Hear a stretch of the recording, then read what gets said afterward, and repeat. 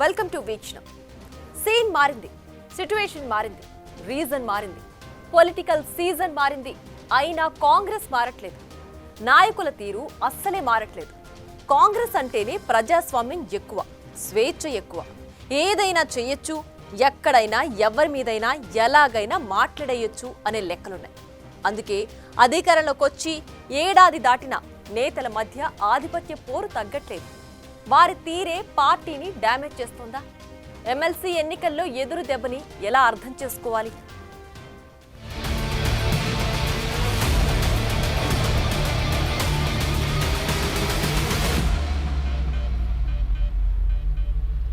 అంత ఈజీగా అర్థమైతే అది కాంగ్రెస్ ఎందుకవుతుంది?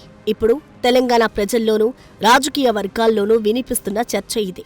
రాష్ట్రంలో సర్కార్ ప్రోగ్రెస్ మొదలై ఏడాదవుతున్నా కాంగ్రెస్లో మాత్రం ప్రాసెస్ ఏమీ మారలేదు. నాయకుల మధ్య అదే ఆధిపత్య పోరు. సొంత పార్టీ నేతలపైనే బహిరంగ విమర్శలు, ప్రతిపక్షాలకు అస్త్రాలు ఇచ్చేలా రకరకాల కామెంట్స్. ఇలా చెప్పుకుంటూ పోతే చాలానే ఉన్నాయి. ఇవే కాంగ్రెస్కి పైకి కనబడని డ్యామేజ్ చేస్తుందనే టాక్ పార్టీ వర్గాల్లో వినిపిస్తోంది. ఇప్పటికే పార్టీలో కీలక నేతల మధ్య నెలకొన్న ఆధిపత్య పోరు రాజకీయ వర్గాల్లో హాట్ టాపిక్గా మారింది. ఎవరికి వారు ఒకరిపై ఒకరు ఎత్తులకు పై ఎత్తులు వేస్తున్నారు. నేనంటే నేను అనే పోరు ఎక్కువైపోయిందనే చర్చ క్యాడర్లో బలంగా వినిపిస్తోంది. ఇలాగైతే పార్టీ ఎప్పటికీ స్ట్రాంగ్గా తయారవుతుందనే ప్రశ్నలు తలెత్తుతున్నాయి.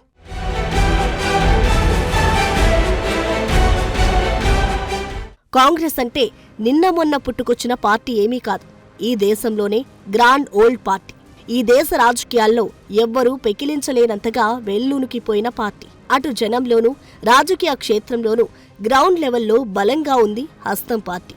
మధ్య మధ్యలో ఎన్ని ఒడుదుడుకులొచ్చినా, పొలిటికల్గా ఎన్ని కుదుపులొచ్చినా తట్టుకొని నిలబడింది. ఈ దేశాన్ని దశాబ్దాల పాటు పాలించి అభివృద్ధి పదంలో నడిపించింది. ఈ క్రమంలో నాయకుల మధ్య ఎన్ని వివాదాలొచ్చినా, ఎన్ని విభేదాలు తలెత్తినా ఈ దేశ రాజకీయ ముఖచిత్రంలో కాంగ్రెస్ గట్టిగా నిలబడిందనేది ఎవరూ కాదనలేని వాస్తవం.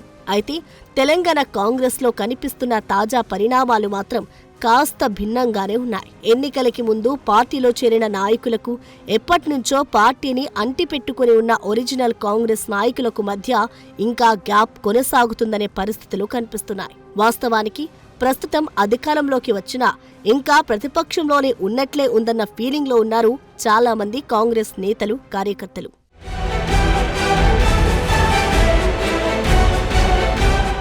మరోవైపు ప్రతిపక్ష పార్టీలు అటాక్ చేస్తున్నా కాంగ్రెస్ నుంచి రివర్స్ అటాక్ ఆ స్థాయిలో లేదనే చర్చ కూడా విస్తృతంగా సాగుతోంది. బీఆర్ఎస్, బీజేపీ లాంటి పార్టీలు ఎంత దూకుడుగా కాంగ్రెస్ పై విరుచుకుపడుతున్నా సైలెంట్గా ఉంటున్నారనే టాక్ వినిపిస్తోంది. అంతేకాదు, కాంగ్రెస్లో కీలక స్థానాల్లో నాయకులే రకరకాల కామెంట్స్ చేసి ప్రత్యర్థులకు అస్త్రాలిస్తున్నారనే వాదనలు వినిపిస్తున్నాయి. కాంగ్రెస్ ని విమర్శించేందుకు ప్రతిపక్షాలకు అవసరమైన మెటీరియల్ అంతా వీళ్లే ఇస్తున్నారన్న చర్చ కూడా ఉంది. అంతా బాగానే ఉంది, సాఫీగానే సాగుతుంది. అనుకున్న టైంలో ప్రతిసారి ఎవరో ఒకరు ఏదో ఒక కామెంట్ చేసి ప్రత్యర్థి పార్టీలకు టార్గెట్ అవుతున్నారు. అది వాళ్లతో పాటు పార్టీకి కూడా నష్టం చేస్తోంది. ప్రతిపక్ష పార్టీల విమర్శలను ధీటుగా తిప్పికొట్టకపోవడంతో పాటు ఇలా కాంగ్రెస్ నేతలే వాళ్లకు అస్త్రాలుగా మారడంపై కింది స్థాయి క్యాడర్లో రకరకాల చర్చ నడుస్తోంది. ఇక ఇటీవలే జరిగిన ఎమ్మెల్సీ ఎన్నికల్లోనూ కాంగ్రెస్కు ఎదురు దెబ్బ తగిలింది. టీచర్స్ ఎమ్మెల్సీ స్థానంలో కాంగ్రెస్ మద్దతిచ్చిన అభ్యర్థి గెలవలేదు. అదేవిధంగా గ్రాడ్యుయేట్ ఎమ్మెల్సీ స్థానంలోనూ ఇదే పరాభవం ఎదురైంది.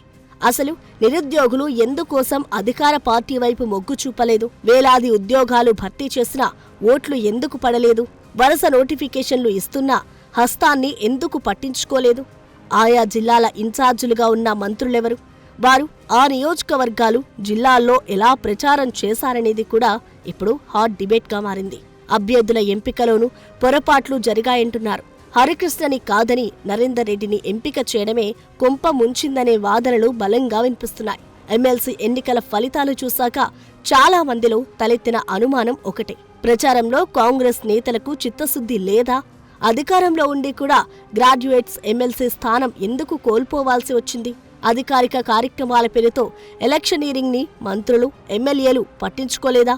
అనే అనుమానాలు కూడా తలెత్తుతున్నాయి. అధికార పార్టీ పట్టభద్రుల ఎమ్మెల్సీ ఎన్నికల్లో ఓటమి పాలైందంటే యువత, నిరుద్యోగుల్లో వ్యతిరేకత ఉందనే సంకేతం ప్రజల్లోకి వెళ్తుంది. ఇది పార్టీకి ఎంతో కొంత నష్టం చేస్తుందనే అభిప్రాయాలు వినిపిస్తున్నాయి. దీనికి పార్టీ నేతల మధ్య సమన్వయం లేకపోవడం, పార్టీ లైన్ని దాటి మాట్లాడడం, పార్టీ ఏమైపోతే మాకేమిటి అనే ధోరణే కారణమనే చర్చ జోరుగా సాగుతోంది.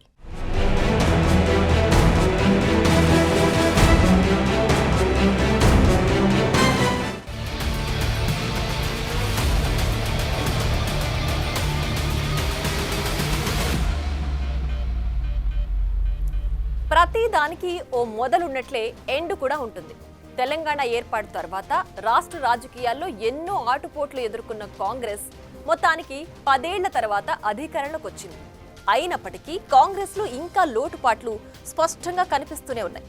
వీటన్నిటిని సరిచేసి పార్టీని సెటరైట్ చేయడంపై ఫోకస్ పెట్టింది హైకమాండ్. అందుకే ఇన్ఛార్జిని మార్చారనే చర్చ కూడా జరుగుతోంది. అంటే కాంగ్రెస్ తీరు మార్చుకోవాల్సిన సమయం ఆసన్నమైందా? మీనాక్షి నటరాజన్ ట్రీట్మెంట్తో టీపీసీసీలో మార్పు వస్తుందా?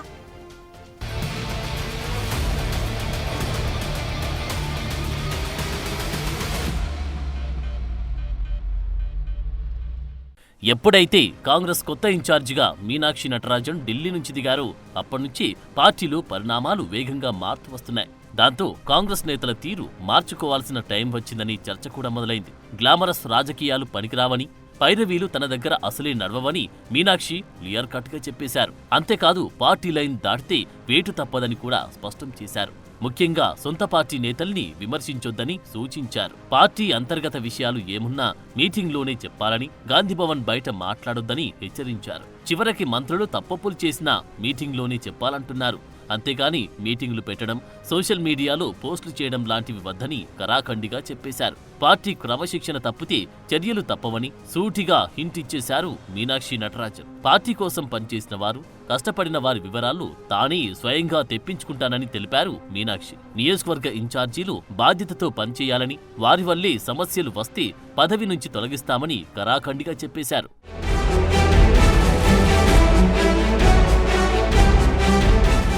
అయితే పార్టీని, నాయకులని సెటరైట్ చేసే విషయంలో మీనాక్షి క్లియర్గానే ఉన్నారు. ఎలాంటి విషయమైనా తనతో చెప్పాలంటున్నారు. ఏమున్నా మీటింగ్లోనే చెప్పమంటున్నారు. కానీ కాంగ్రెస్లో ఇది సాధ్యమవుతుందా అనేది బిగ్ క్వశ్చన్.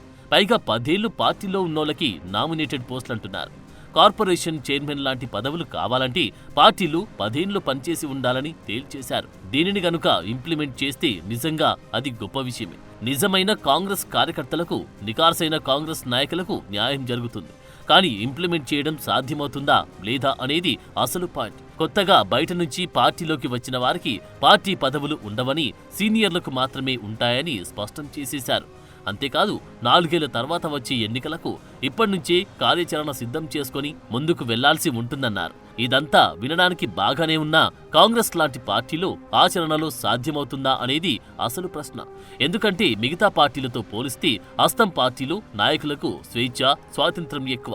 ఎవరైనా మాట్లాడొచ్చు, ఎంతైనా మాట్లాడొచ్చు. మరి మీనాక్షి నటరాజన్ విధి విధానాల్ని ఎంతమంది పాటిస్తారు, ఎంతమంది వీటన్నిటిని ఒప్పుకుంటారు అనేది ఆసక్తి రేపుతోంది.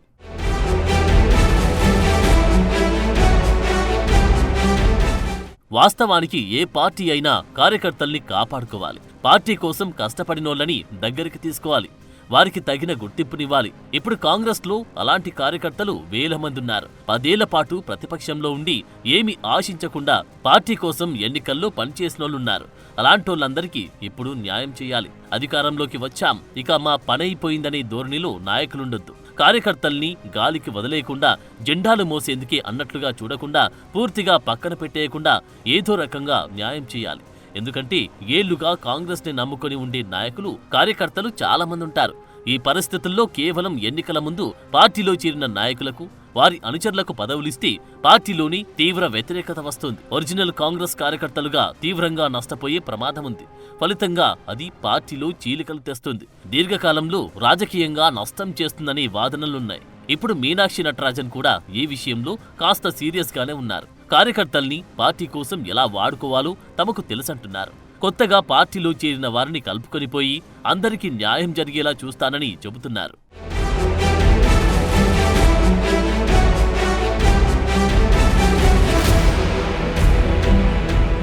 ఇది ఇలా ఉంటే చాలా చోట్ల కొందరు నాయకులు ఓ వర్గానికి, ఇంకొందరు నాయకులు మరో వర్గానికి కాపు కాస్తున్నారు. చాలా నియోజకవర్గాల్లో కాంగ్రెస్లోని కొత్త పాత నాయకులతో 2-3 వర్గాలున్నాయి. దాంతో స్వపక్షంలోని విపక్షంలా తయారయ్యాయి పరిస్థితులు. అయితే కాంగ్రెస్ నాయకులు అర్థం చేసుకోవాల్సిందేమిటంటే డీలిమిటేషన్ జరగబోతుంది. నియోజకవర్గాల పునర్విభజనతో అసెంబ్లీ స్థానాల సంఖ్య పెరుగుతుంది. అందువల్ల లీడర్లను సర్దుబాటు చేయడం కాంగ్రెస్ పార్టీకి పెద్ద విషయమేమి కాదు. ఈలోపు వీళ్లంతా గొడవలు పడకుండా, పార్టీ పరువు తీయకుండా ఉంటేనే వారి రాజకీయ భవిష్యత్ బాగుంటుందని చర్చ సాగుతోంది.